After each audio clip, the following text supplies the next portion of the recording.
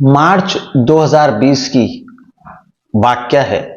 एक लड़की अपने माँ के पास जाती है और माँ से कहती है कि मम्मी मम्मी मुझे तुमसे एक ज़रूरी बात करनी है। मम्मी कहती है ठीक है बताओ बेटी क्या बात है। तो बेटी बोलती है कि मम्मी जब तुम घर पर नहीं होती हो तो पड़ोस के अंकल मुझे बुलाते हैं और मुझे खाने के लिए कुछ देते हैं और ऐसी दवाई देते हैं कि जिसको जैसे ही मैं खाती हूँ पूरे शरीर में उत्तेजना बढ़ जाती है, अजीब सा महसूस होता है, हलचल सी हो जाती है। माँ ने जैसी बात सुनी और उसने बेटी को बार बार कहा कि जो मैं कह रही हूँ मम्मी बिल्कुल सच है, तुम उसे समझने की कोशिश करो। माँ ने कहा कि बेटा तू तो जानती है कि तेरे पिताजी हमारे साथ नहीं रहते हैं, वो भारत से बाहर काम करते हैं।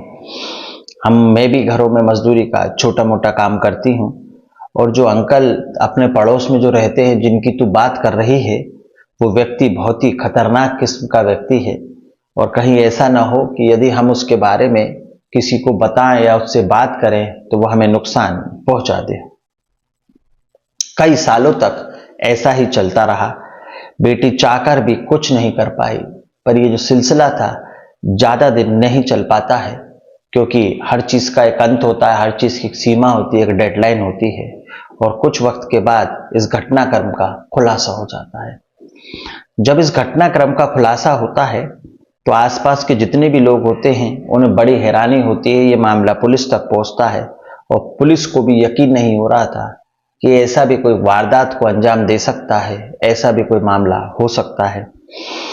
जब ये मामला अदालत पहुंचता है, पुलिस अपनी चार्जशीट पेश करती है तो पूरे घटनाक्रम के बाद आप भी सोचने पर मजबूर हो जाएंगे और आप भी कहेंगे कि क्या ऐसा भी हो सकता है, ऐसे लोग भी इस जमाने में आज भी रहते हैं। नमस्कार, आदाब, सत श्री अकाल। आप देख रहे हैं प्रदीप स्टोरी, एक नई एक सच्ची घटना के साथ। मेरे चैनल पर पहली बार आए तो चैनल को सब्सक्राइब कर लीजिए ताकि ऐसी घटनाएं आपको मिलती रहें और मुझे आपका सहयोग मिलता रहे। आप स्टोरी तो देखते हैं पर चैनल को सब्सक्राइब नहीं करते हैं। ऐसी घटनाएं जो आपने शायद ही कभी सुनी हो और शायद ही कभी आपने पेपर में पढ़ी हो, ऐसे अपराध के किस्से जिन्हें जानना जरूरी है। महाराष्ट्र राज्य का एक शहर है मुंबई, और मुंबई के अंदर हाई कोर्ट में एक व्यक्ति याचिका दायर करता है और कहता है कि साहब मुझे 3 साल से अधिक समय हो चुका है, अब मुझे रिहाई दे दी जाए। जज साहब उसकी तरफ देखते हैं और कहते हैं कि तुमने जो घिनौना कृत्य किया है उसके लिए तुम्हें कभी भी बेल नहीं मिलनी चाहिए और तुम्हें कठिन से कठिन सजा मिलनी चाहिए। वो हाथ जोड़ता है, गिड़गिड़ाता है, रोता है, पर उसकी एक दलील काम नहीं आती है और उसे वापस जेल जाना पड़ता है। उसकी पत्नी भी इस मामले में सहयोगी होती है। हालांकि उसकी पत्नी को बेल आउट थी, उसकी पत्नी बेल पर बाहर थी, पर वो अभी भी जेल में था। क्या है पूरा मामला, क्या है पूरी कहानी, किस लड़की के साथ इसने गलत काम किया, कैसे किया, उसको क्या खिलाया इसने, ये सारे सवालों के जवाब आपको इस कहानी में मिलेंगे। बने रहिए मेरे साथ। एक लड़की कक्षा 5 में पढ़ती थी। उम्र उसकी लगभग 8 और 9 साल के आसपास होगी। पिताजी उसके दुबई में शहर एक जद्दा, वहां पर काम किया करते थे। मजदूरी का छोटा मोटा काम फैक्ट्री में करते और जो कमाई होती वो माँ और बेटी के पास भेज देते। माँ घरों में छोटा मोटा बर्तन साफ करने का, कपड़े धोने का काम किया करती थी। एक ही बेटी थी जिसका पालन माँ और पिता दोनों मिलकर कर रहे थे। अब जब माँ घर पर नहीं रहती और लड़की स्कूल से पढ़कर घर पर अकेले आती तो पड़ोस में एक अंकल रहा करते थे, वो उसको अपने पास बुलाते और कुछ ऐसी चीज खाने को देते जिसको खाते ही लड़की के शरीर में, पूरे शरीर में उत्तेजना दौड़ जाती और शरीर में हलचल होने लगती। वो इसका विरोध करती, पर वो छोटी थी, उस समय लगभग 8 साल की थी, तो उसके विरोध का उस अंकल पर कोई प्रभाव नहीं पड़ता है और ऐसा ही सब कुछ चलता रहता है। अब एक दिन बच्ची ने कहा कि अंकल इस बारे में मैं अपनी माँ को बता दूंगी। तो अंकल बुजुर्ग था, बड़ा था, तो उसने बच्ची से कहा यदि अपनी माँ को बताया तो मैं तुझे और तेरी माँ दोनों को खत्म कर दूंगा। तो इस डर के मारे बच्ची अपनी माँ के पास भी नहीं जाती है। अब बाहर खेलना कूदना, स्कूल जाना, माँ का हाथ बढ़ाना, सभी इस तरह की दिनचर्या चल रही थी। वो माँ का हाथ भी बटाया करती थी काम में, और स्कूल जाना, वहां से वापस आना, अंकल से मिलना, शक्तिवर्धक गोदी खाना, खेलना कूदना, ये सब उसके जीवन का पार्ट बन गया था, पार्ट ऑफ लाइफ। वे लड़की घर में जब भी होती तो किसी न किसी बहाने से, सामान देने के बहाने से, खेलने के बहाने से वो अंकल उसे अपने पास बुला लेता, कुछ खाने के लिए देता, और उसके शरीर में स्फूर्ति दौड़ जाती, उत्तेजना आ जाती। असल में वो शक्तिवर्धक गोली खाने के लिए उस लड़की को दिया करता था। शुरुआत में उस लड़की को ऐसी चीज दी जिससे उसके शरीर के हार्मोन्स बदलने लगे, और अपने आप वो उम्र से पहले बढ़ना शुरू हो जाती है। अब इस लड़की का जो शरीर था कुछ अजीब और गरीब हरकतें करने लगता है, जैसे व्यक्ति तड़पड़ाता है, मचलता है, किसी चीज के लिए उतावला होता है, उस तरह का शरीर होने लगा। और जब भी उस व्यक्ति को उसके साथ, लड़की के साथ मौका मिलता, वो गंदा काम करता। लड़की समझ भी नहीं पा रही थी, क्योंकि गोली खाते ही उसके अंदर उत्तेजना बढ़ जाती, और वो व्यक्ति जो पड़ोस में ही था उस लड़की के साथ शारीरिक संबंध बनाता। इस बात की भनक ना तो लड़की की मां को थी, ना आसपास के पड़ोसी को थी, और ना ही किसी अन्य व्यक्ति को थी, क्योंकि पिता भारत से बाहर था और मां घरों का काम किया करती थी, और यह सिलसिला लगातार चल रहा था। जो 8 साल की लड़की है वो 9 साल की होती है, 10 की होती है, 11 की होती है, और इसी तरह उसकी उम्र लगभग बढ़ती जा रही थी। पर जिस तरह से उसकी उम्र बढ़ रही थी उससे कहीं ज्यादा उसका शरीर बढ़ रहा था, जो कि उसकी उम्र से कहीं आगे निकल चुका था। अब वो व्यक्ति होता है, वो उस लड़की के साथ गंदा काम करता है, अप्राकृतिक कृत्य भी करता है, जैसा उसका मन करता है वैसा करता है, और लड़की बार बार मना करती है, पर उसकी कोशिश नाकाम होती है, और ये सब कुछ चल रहा था। अब यानी कि वो किसी भी हाल में, किसी भी सूरत में सेक्स करे बिना नहीं रह सकती थी।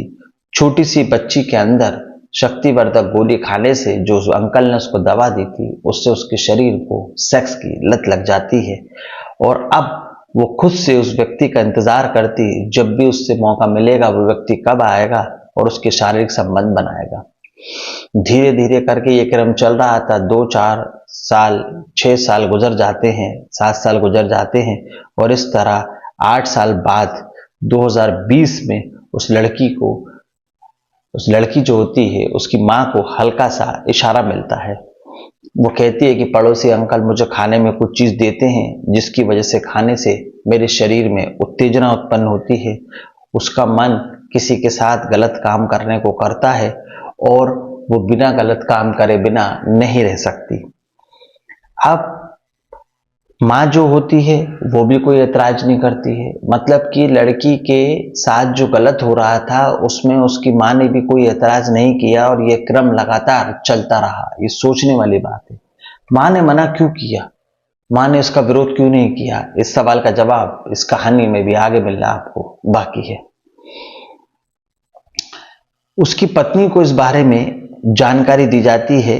जब एक बार लड़की के साथ वह गलत काम कर रहा था तो एक पड़ोस में एक आंटी होती हैं, उन्होंने इस चीज को देख लिया। यहां से कहानी में एक नया मोड़ आता है। देख लिया, अपने पति को उस बेटी के साथ उस हरकतों को करते हुए देखा, लेकिन उस महिला ने भी इसका विरोध बिल्कुल नहीं किया।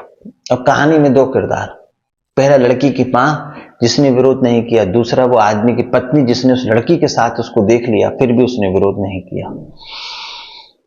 ये क्रम आगे चलता रहा। लड़की 17 साल की आयु को पार कर गई। 2021 का समय आ गया, और एक दिन लड़की अचानक घर से भाग जाती है।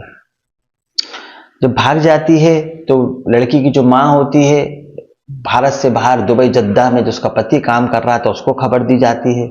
लड़की को हर जगह तलाशा जाता है, सब जगह पूछताछ की जाती है, पर लड़की का कहीं कोई पता नहीं चलता है। हार कर मां जाती है और एक नजदीकी थाने में शिकायत दर्ज कराती है कि साहब मेरी 17 साल की बेटी है और अचानक घर से लापता हो गई है। पुलिस वाले तहरीर लेते हैं, एक आवेदन लिखा हुआ लेते हैं, उसकी फोटो लेते हैं और गुमशुदा की रिपोर्ट दर्ज कर छानबीन शुरू कर देते हैं। उसके पीछे, पुलिस के एक्टिव होने के पीछे दो कारण थे। एक तो लड़की नाबालिग थी, 17 साल के आसपास थी। दूसरा, एक लौती लड़की थी और उसका गायब होना पुलिस के लिए कहीं ना कहीं चुनौती था। तो पुलिस अपनी जांच पड़ताल को शुरू करती है। अब लड़की की उम्र लगभग 17 साल क्रॉस कर गई थी, पर 18 साल कंप्लीट नहीं हुए थे। तो पुलिस उसको ढूंढने की प्रयास करती है, जानकारी मिलती है और तलाशी शुरू कर देती है।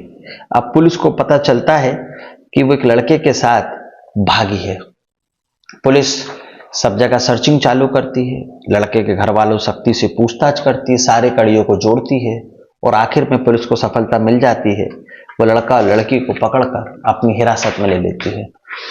क्योंकि 17 साल की लड़की थी, 18 साल उसकी उम्र कम हुई नहीं थी। अब वो लड़के के साथ भागी थी, तो वो लड़के के साथ भागी क्यों? क्या कारण था कि वो लड़के के साथ भागी? और भागी तो क्या अपने साथ कुछ सामान, सेवर, सोना चांदी ले गई थी? ये अब कहानी में आगे सुनिए आप। अब जब लड़की को पकड़ लेते हैं, थाने में लेकर आते हैं, पुलिस उसके बयान लेती है, तो पुलिस को वो अपना पूरा मामला, पूरी कहानी बताती है कि मेरे साथ क्या क्या हुआ। वो कहती है कि जब मैं कक्षा 4 और 5 में पढ़ती थी, तो एक पड़ोस के जो अंकल हैं मुझे बुलाते, पहली बार उन्होंने मुझे छुआ, मुझे गोली खिलाई, जिससे मेरे शरीर में उत्तेजना पैदा होने लगी और मुझे एक बीमारी लग गई। वो बीमारी हो जाती है सेक्स करने की बीमारी। मुझे सेक्स करने की लत पड़ जाती है, मैं बिना सेक्स के नहीं रह सकती थी। अब पुलिस ने अपनी डायरी पेश की और डायरी पढ़ने के बाद उस पर एक मुकदमा दर्ज किया गया। उस व्यक्ति को हिरासत में लिया गया, साथ में उसकी पत्नी को भी हिरासत में लिया गया और दोनों को गिरफ्तार कर कर माननीय न्यायालय के सामने पेश किया गया। और जहां से चार्जशीट के बाद उस लड़की को मां के सुपुर्द कर दिया गया और उस आदमी को और उसकी पत्नी को जेल भेज दिया गया। अब उसने बताया कि पड़ोसी मुझे शुरू से ही परेशान करता आ रहा है और मैंने मदद इसलिए नहीं मांगी क्योंकि उसने कहा था कि यदि तुमने इस घटना के बारे में किसी को भी बताया तो तुम्हारी मां और तुम्हारे लिए अच्छा नहीं होगा। तो मैं डर गई थी और मुझे तो सेक्स की लत लग चुकी थी, तो इसलिए मैंने किसी को और नहीं बताया। उसकी बेटी के साथ इतने लंबे समय तक घिनौना कृत्य हो रहा था, ना उसने अपनी बेटी के साथ इसका जो दुख था, उसकी तकलीफ को समझने की कोशिश करी, बल्कि डर के उस बेटी की मां ये जानती थी कि उसकी बेटी के साथ इतने लंबे समय से घिनौना कृत्य होता आ रहा है। ना तो उसने अपनी बेटी की तकलीफ को समझा, ना उसे साझा करने की कोशिश की। हालांकि इस पुलिस में इस मामले में अपनी चार्जशीट पेश की, पति पत्नी को दोनों को गिरफ्तार कर लिया गया और जेल भेज दिया गया। पत्नी होती है वो बार बार अपील कर रही थी, उसके बाद भी उसे जेल भेज दिया गया। हालांकि पत्नी को जमानत दे दी जाती है क्योंकि उसका कसूर इतना था कि उसे इस केस के बारे में पता नहीं था। सिर्फ उसने एक बार अपने पत्नी को उस लड़की के साथ गलत काम करते हुए देखा था। अब जब भी उस आदमी को मौका मिलता था वो उसके साथ घिनौना कृत्य कार्य करता था और पत्नी को जमानत का लाभ माननीय न्यायालय के द्वारा दे दिया जाता है, पर पति को अभी भी जेल में है, उसे जेल भेज दिया जाता है। इस घटनाक्रम को सुनाने के बाद चाहे कितना भी खूंखार व्यक्ति हो, उसकी अंतरात्मा को झंझोड़ कर रख दिया। लेकिन तुम जैसा व्यक्ति जमानत मांग रहा है, तुम इतना घिनौनी सोच के व्यक्ति हो, कोर्ट ने उसकी जमानत को यह कहते हुए खारिज कर दिया। जब सोशल मीडिया पर यह मामला फैलता है तो लोगों को इस बात की जानकारी होती है और लोगों को यकीन नहीं हो रहा था कि एक छोटी सी बच्ची जिसकी उम्र लगभग 8 साल की होती है और 17-18 साल तक होते होते लगभग उसके साथ इतनी सालों तक उस आदमी ने गलत काम किया। अब जब लड़की की उम्र 17 साल क्रॉस कर गई, उसे सेक्स की लत की आदत थी, व्यक्ति की उम्र ज़्यादा हो गई थी, वो सेक्स उसके संग कर नहीं पा रहा था, तो लड़की उस लड़के के साथ भाग जाती है अपने बॉयफ्रेंड के साथ, क्योंकि उसे सेक्स की आदत पड़ चुकी थी, उसे रोज़ सेक्स चाहिए था दवा के रूप में। तो उसने अपने बयान में ये बताया कि इसलिए मैं लड़के के साथ भाग गई थी। पुलिस लड़के की तलाश करती है जिसके साथ वो भागी थी और अपनी हवस को पूरा करने के लिए, अपनी आवश्यकता को पूरा करने के लिए उसने इस वारदात को अंजाम दिया। लड़की को पुलिस बरामद कर लेती है। बरामद करने के बाद मेडिकल कराया जाता है, तो मेडिकल से सिद्ध होता है कि वाकई उस लड़की के साथ गलत काम हुआ है और लंबे समय से ये गलत काम होता आ रहा है। उस व्यक्ति को कठिन से कठिन सजा माननीय न्यायालय के द्वारा मिलनी चाहिए, क्योंकि उसने बहुत ही घिनौना कार्य किया है और एक बच्ची की बचपन से लेकर 17 साल तक की उम्र तक उसने शोषण किया। एक ऐसी कहानी जिसने हमारी अंतरात्मा को हिलाकर रख दिया, एक ऐसी कहानी जिसने मेरी अंतरात्मा को झंझोड़ कर रख दिया। सोचने में ये कृत्य कितना भयानक लग रहा है, तो जिसने इस कृत्य को किया होगा उसकी मंशा, उसकी मानसिकता और उसकी मानसिक स्थिति को आप समझ सकते हैं कि उसके दिमाग में कितनी गंदगी भरी होगी।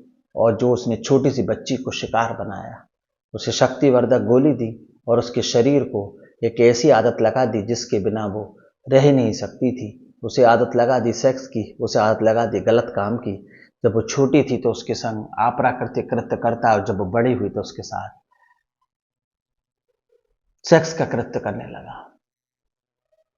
इस कहानी से मेरी अंतरात्मा को झंझोड़ कर रख दिया है, और उस व्यक्ति को जितनी कठोर से कठोर सजा दी जाए उतनी कम है। इस कहानी को सुनाने का उद्देश्य किसी का दिल दुखाना, किसी के अंतरात्मा को परेशान करना या किसी के मान सम्मान को ठेस पहुंचाना नहीं है, बल्कि आपको सावधान करना है, सतर्क करना है, सचेत करना है। हमारे बच्चे भी कहीं पड़ोस में किसी के पास जाए तो उनकी देख रेख करें, उनका ध्यान रखें। कहानी अच्छी लगी तो लाइक करें, चैनल को सब्सक्राइब करें। अगली कहानी में फिर मुलाकात होगी एक नई और सत्य घटना के साथ। जब तक के लिए जय हिंद, जय भारत, नमस्कार।